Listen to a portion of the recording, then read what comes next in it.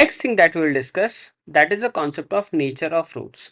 So as you already see, we are having the quadratic equation, that is ax square plus bx plus c, that is equal to 0.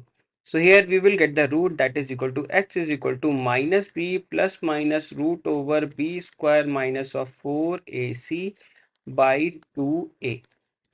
One most important thing that you can see, which is written in the roots, that is b square minus 4ac. So this b square minus 4ac, we will write it as discriminant, that is written in the form of d, which is equal to b square minus of 4ac, and that will decide what kind of root that we will get. If I am getting the value of d that is greater than and equal to 0, you will say either you will get real or you will get equal roots. And if I am saying, if I am getting the value of d which is less than 0, you will get the value of thing that is written in the root which is as negative, which means that you will get a complex or non-real roots.